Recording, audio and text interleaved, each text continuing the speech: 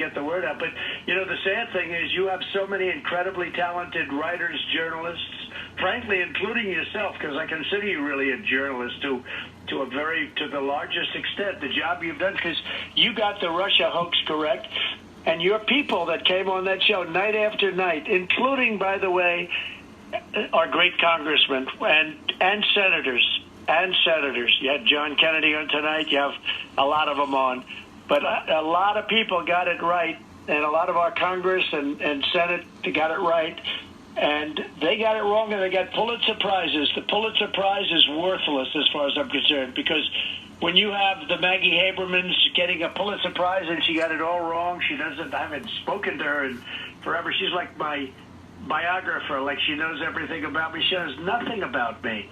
And they talk about they have sources. They don't have sources. They're made up. They make them up in their mind. They have no sources. I know when there are sources. But if you look at the Times and I guess the Washington Post, they got Pulitzer Prizes, and they were totally wrong. And they got them, I guess, before the end result. And there was no collusion, and now this thing turns out to be a total hoax, and now it finds out that we caught Obama, Biden. That's why I didn't think that Susan Rice could get it, because she's part of this whole illegal thing that happened, which is one of the worst, perhaps the worst political scandal in the history of our country. And they got caught. Now let's see what happens. But they're caught red-handed.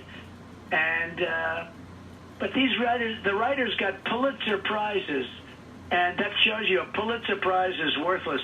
And frankly, you ought to start a petition to return the Pulitzer Prize, because they were all wrong. They were wrong on the whole subject of Russia. It was made up, fabricated. It was a crime that was committed. And you look at Hillary Clinton, where she paid for the fake dossier, and now the dossier is proven to be totally fake. It's a disgrace what happened, and no other president should have to go through it, Sean. Mr. President, they got it all wrong, and they're listening to you tonight. They were wrong. There was no evidence of any Trump-Russia collusion. We now know in January of 2017